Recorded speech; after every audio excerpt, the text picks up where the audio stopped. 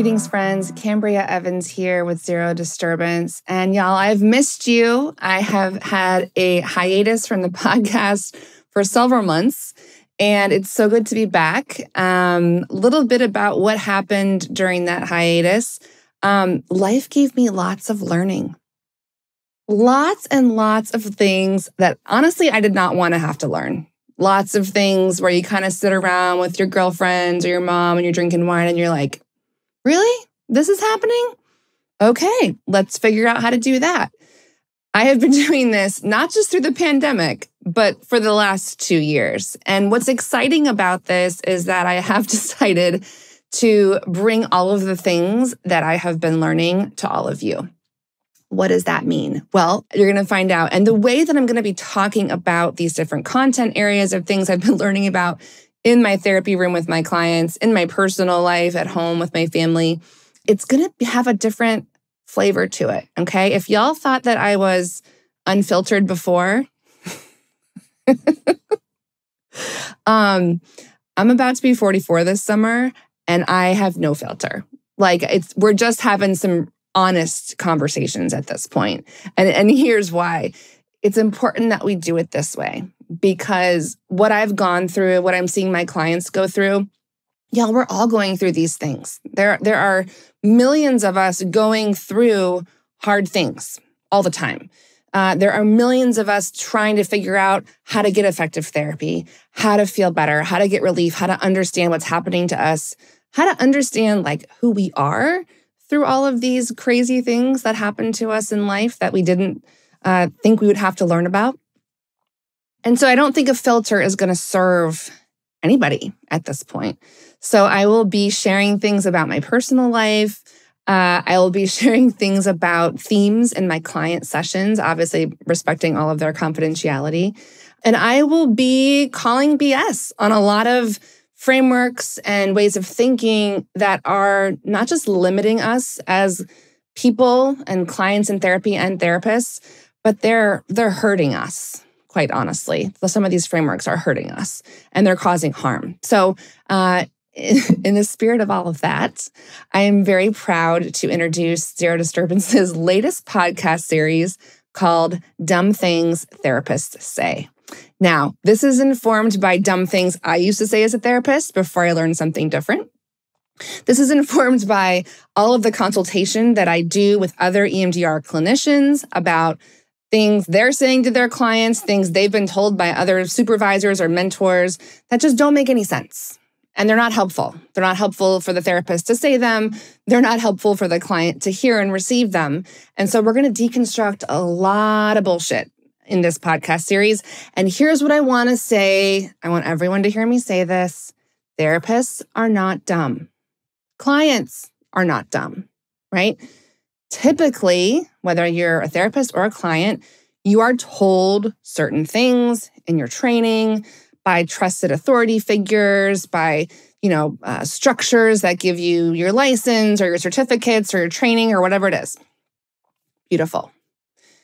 So we are programmed. We are programmed with ideas and a curriculum about how to be helpful and how some things should be or sound or look. And I think that what's really the most important quality that I would hope people come out of this podcast series with is understanding that there is a certain level of discernment that we are all responsible for. Now, what does that mean? It means that as a therapist, we have to have a part of us that believes, I trust myself, I can figure things out, right? I can use my clinical reasoning skills. And the client in therapy gets to know the same thing. I can trust myself. I can use my discernment. Does this fit? Does this work for me? These are all questions that we are supposed to ask to be a responsible adult. Okay? So this podcast series, Dumb Things Therapists Say, is going to uncover the programming that therapists have been given. It is going to de-link conversations that are happening as a default in the therapeutic process, okay? And it's interesting when we think about programming. My mom calls him a special friend. I have a special friend who is a programmer and works with like AI. And it's really interesting, the overlap between our two jobs, right? Because what programmers and tech people in Silicon Valley understand is that when they are creating AI, which basically learns on their learning, right? And then uses that learning to make other decisions. Y'all, this is just exactly what your brain does. Like AI is just trying to replicate your brain, right? That we as humans are given programming, right? Early programming by early coders, right? Early engineers, often our primary caregivers. They program us by telling us, here's who you are, here's how the world works, here's how what you're going to believe and behave and feel and think in the world.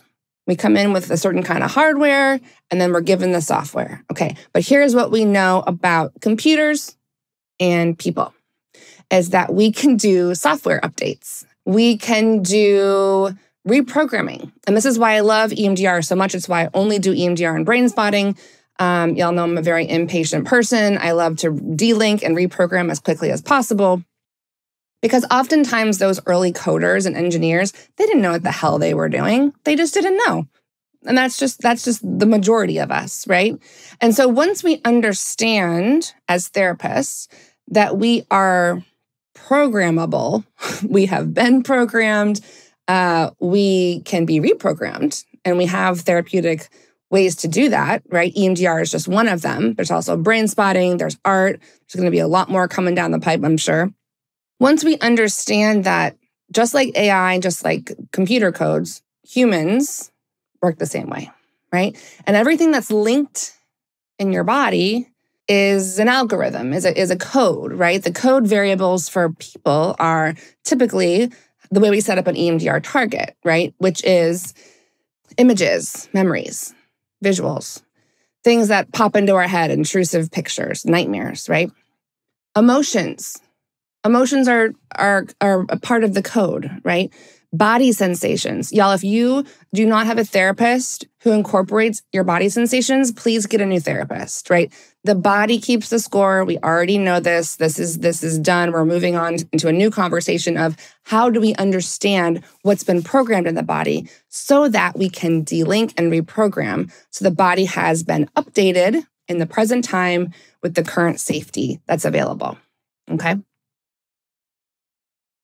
A lot of therapists work with only one part of the code, which is our cognitive thoughts, right? I mean, CBT is a very classic therapy. It was invented decades and decades and decades ago. It still has utility, but it's only part of the programming of how you experience yourself now in the world, okay?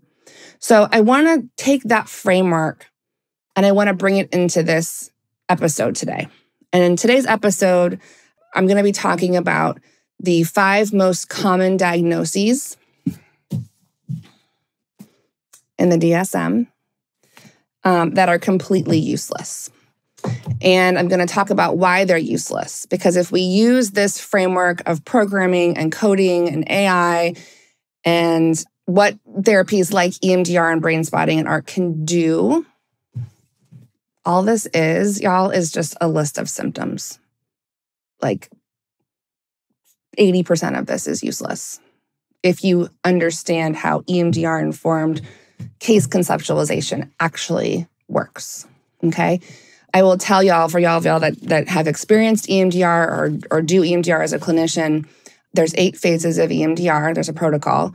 And do y'all want to know what phase of EMDR we diagnose our patients? Something from here? Do y'all want to know what phase that is? It's not in any phase of EMDR. It's in 0 phases of EMDR. That's how useless this is, okay? Real talk. So, what are the 5 most common useless diagnoses that therapists give their clients? Maybe as a client, you've received this diagnosis and you're like walking around and you're like, oh my God, I have this. I have a mental health disorder. Something's wrong with me. Something's wrong with me. Do y'all know how messed up it is that people go to therapy for help and their therapists literally are like programmed by their training programs to tell their clients who are like upset and having a hard time, like, here's what's wrong with you, okay? Now, there are a handful of diagnoses where that makes sense, and I can talk about that in a different episode. But for the 5 most common types of diagnoses that I think people get in therapy, it is so harmful. It's not okay. And I want us to rethink like why we're doing this. What is the clinical utility? What is the purpose of telling someone like, you have this thing and now it's yours and now it's part of who you are? No, it's not. No, it's not. Unless they have some kind of diagnosis that actually has a hardware wiring, right? Like a neurodivergent wiring in them. Then so many of these things are just what's been programmed, right? What's been learned or decided by those early engineers and those early coders, right? And then what we're doing is that with that early programming, we're just using our internal AI to build on what we've already learned, but the initial learning is crap, right? It's bad code. Okay. So what are the 5 most common useless diagnoses? I'm so glad you asked. We're going to talk about those today. Okay. The first one, and I've done episodes on this before. The first one is anxiety. Have any of y'all been told you have anxiety? You have anxiety disorder. Oh my God. There's like a whole section in this thing that talks about it. Anxiety is a symptom of something, right? Anxiety can be lots of different things. And very, very rarely is anxiety something that you have to live with forever. That's very rare. I have rarely seen that in my EMDR practice. And I want to talk about this with a metaphor, so hopefully it will be more clear. If I were to take my car to the repair shop, and I were to say to my repair person, saying something like, hey, you know what's really weird? My blinker, like my left blinker, I can't get it to turn off. So like my car's left blinker is always on. And it's really distracting and it's really irritating and it's confusing other drivers. And I need you to fix it so that I feel safe and I can, function better in the world. Do you know what the car repair person is not going to say to me?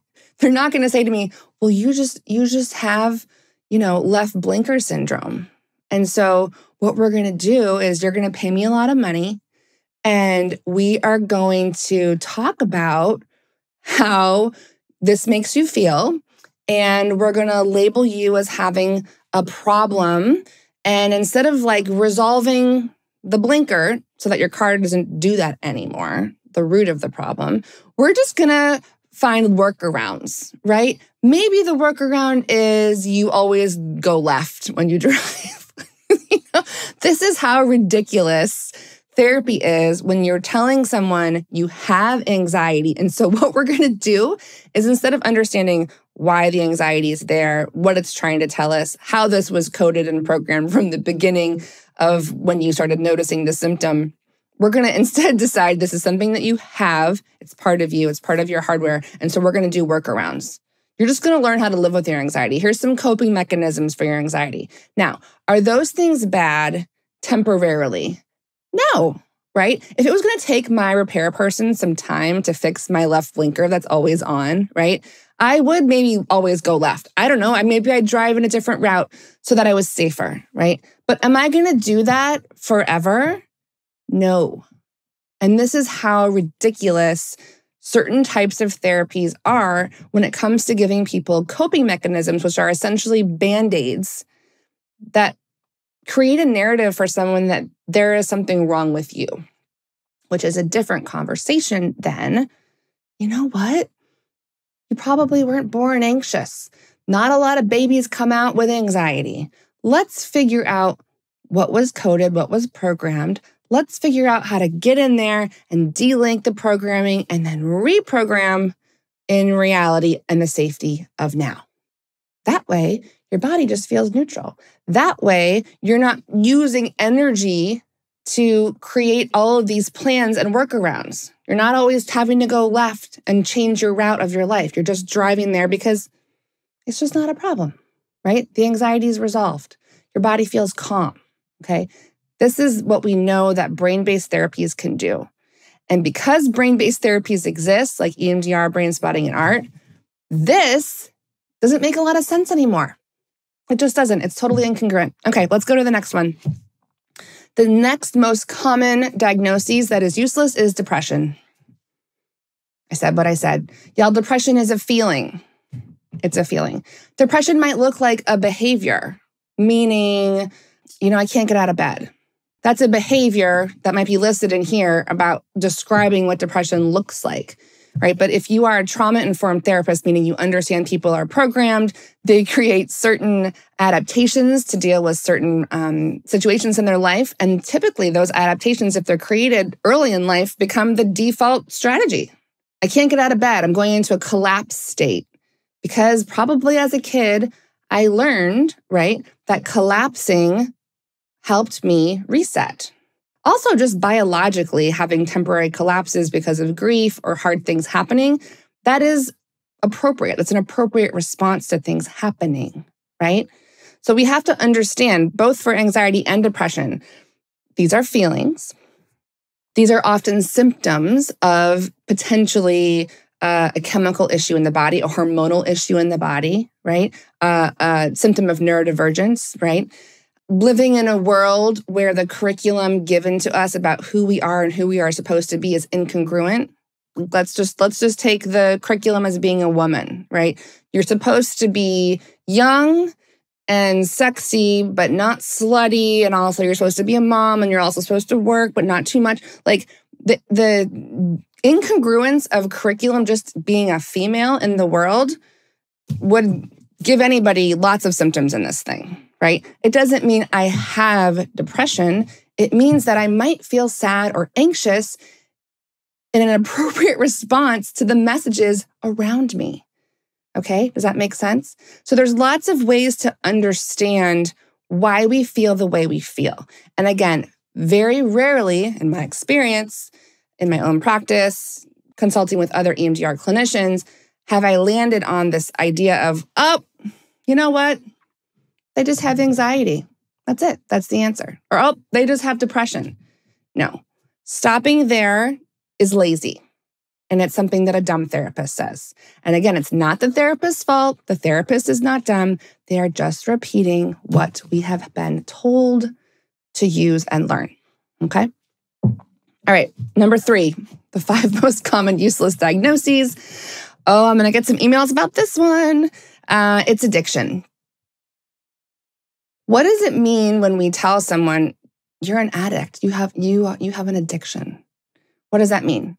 Well, again, is there a genetic predisposition for addiction?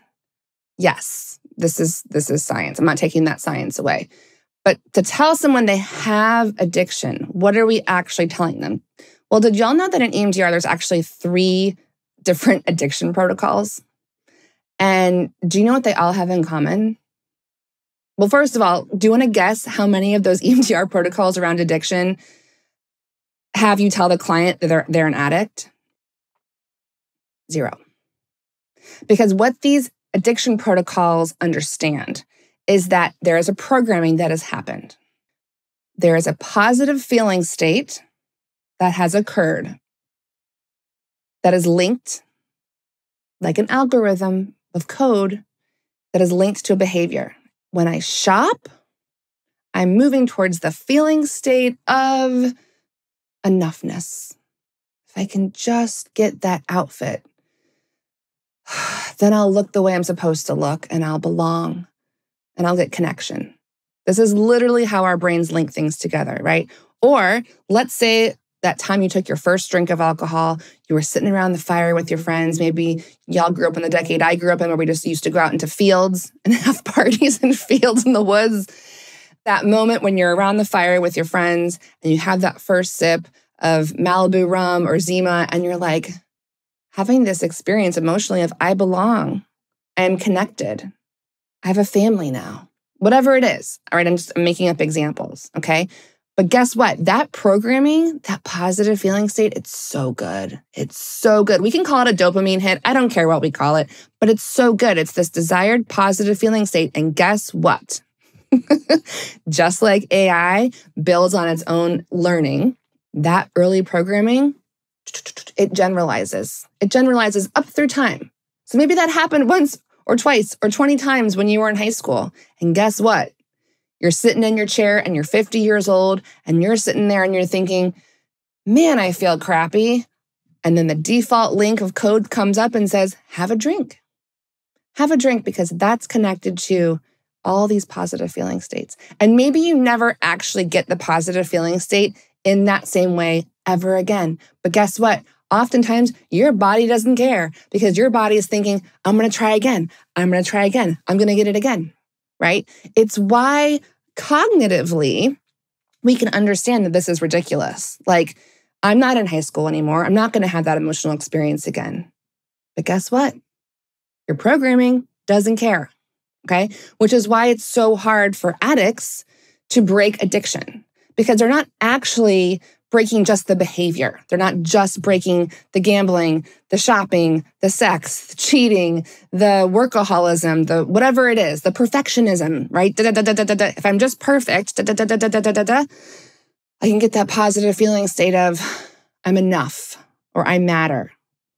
Literally everything that we do has a connection to a positive feeling state or a negative feeling state. It just does. And so what's really cool about these addiction protocols is that they teach us something that I've been talking about this whole time, which is that we are programmable. We have been programmed. We can delink the programming once we understand this is not who we are, but how we have been coded, right? I'm not an addict. I've been coded this way.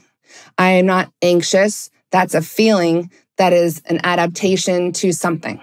I've trained myself to feel anxious so that I never get hurt. I'm a hypervigilant, right? I'm never going to get hurt again. It's an adaptation. I don't have anxiety, right? I had a bad experience that got coded and generalized. Does that make sense? Okay. Number 4, I just had someone in a consultation with me tell me they have this diagnosis. And I basically said to them, if we're going to work together, we're not going to say this about you, okay? And that 4th one is body dysmorphia. Okay, I just want to read the definition of body dysmorphia to you guys, because I actually looked it up, and it is laughable. Body dysmorphia is a mental health condition, okay, where a person spends a lot of time worrying about flaws in their appearance. These flaws are often unnoticeable to others. People of any age can have body dysmorphia, but listen to this. This is our clue about programming. It's most common in teenagers and young adults. No shit. Do y'all know that from the age of like 3 or 4 years old, girls, toddlers are attuning to messages about their bodies? It's everywhere. It's everywhere.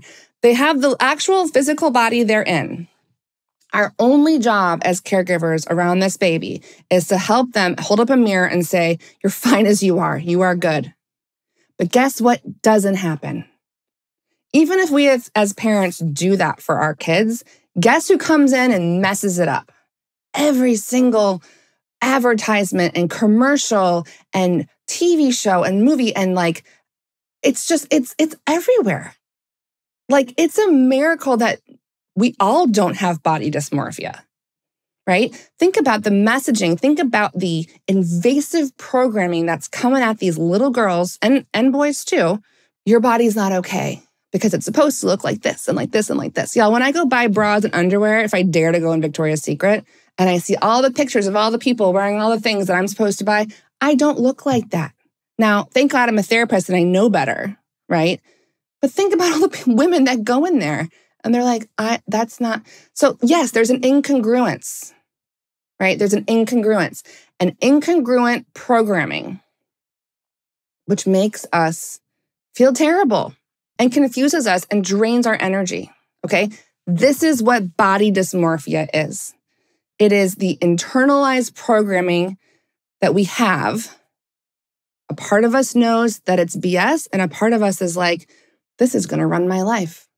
I'm not going to put a bathing suit on. You kidding me? I'm not going to show my legs because they have divots in them and that's somehow decided that that's bad, right? I was at the pool the other day with a mom who was like, I don't like my legs and I haven't liked them for 20 years because I have spider veins.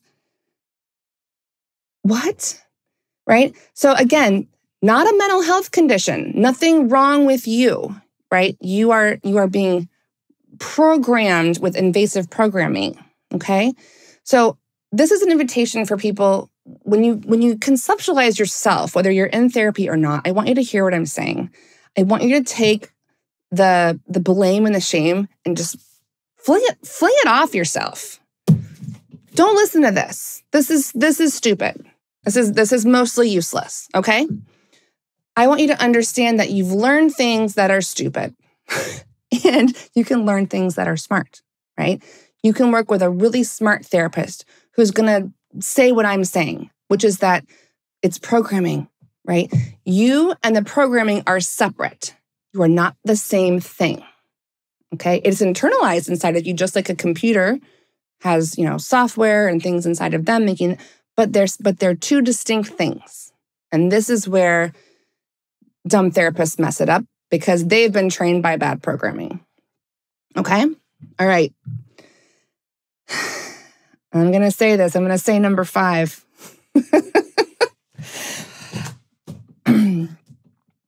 And I wouldn't have said this a couple years ago, but now it feels true. The last diagnosis that I feel is useless is PTSD.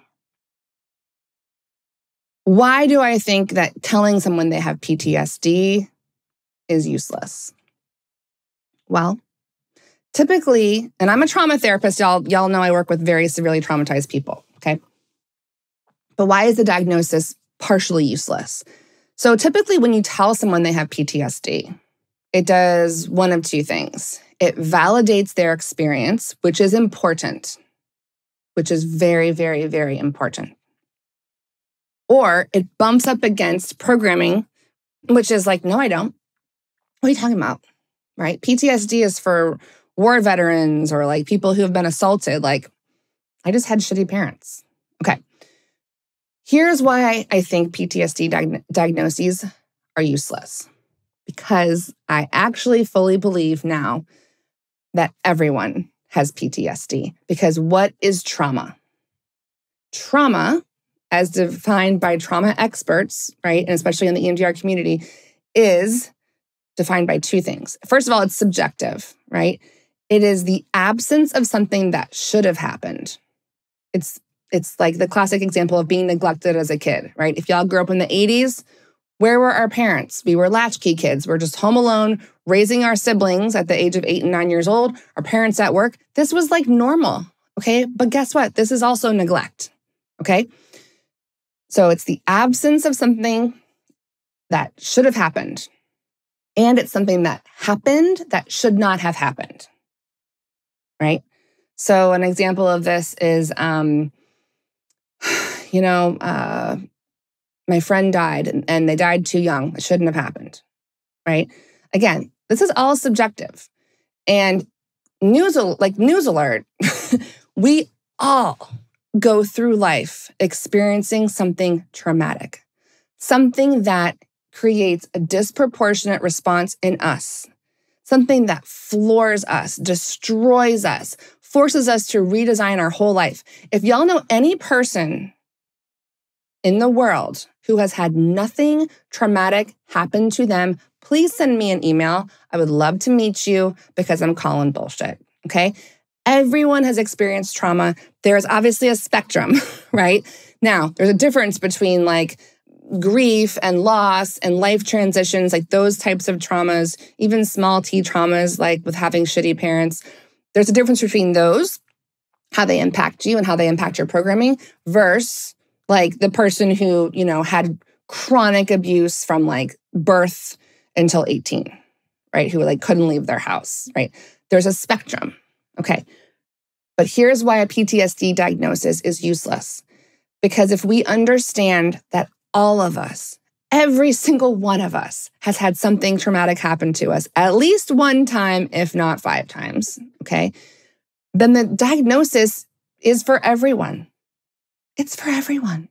And the people that come in for EMDR for something traumatic having happened to them typically are the ones that get stuck on processing it, right? They have the PTSD symptoms, like the codes coming up, like, right?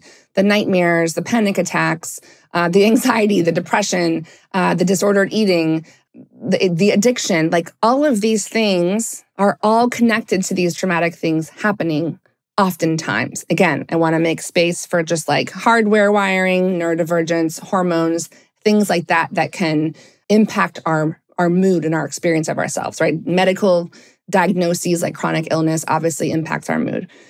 But for the majority of people I'm talking about who are just kind of living their life, what you have learned and been through is going to impact how you show up in the world. It just is, right? If computers and AI are based off of how we operate and program and learn, then we know, luckily, right, that these diagnoses are just a part of a conversation. They're just a part of a conversation. They're a way to help us understand a symptom. They're a way to help us understand part of our programming, but they are not the end of the conversation. So if you are in therapy and someone has said to you, you have anxiety, you have depression, you have addiction, and then that's the end of the conversation, and then they're giving you the treatment of, well, just keep your left blinker on and we'll work around it and we'll talk about how you feel about I want you to know there are different ways to help you, okay? I also want you to know that I take these conversations pretty seriously because I know there are a lot of people out there who are suffering. I know that I'm one person, and I have loved getting all the emails and requests to support you, especially since the podcast came out 4 years ago, and I cannot help as many people who are needing help. I make these episodes to help more people. And if there's anything that I can leave you with from today's conversation, it's 3 questions you can ask yourself, okay? The first one is, who or what has programmed you? By even asking this question, we're acknowledging the fact that you have been programmed and that your programming and who you are really are separate, okay? The second question I want you to ask yourself is, what has linked together? What's linked together? Oh yeah, I thought I had depression, but really now I'm understanding that I get really sad in the winter because that's when my dad used to drink the most.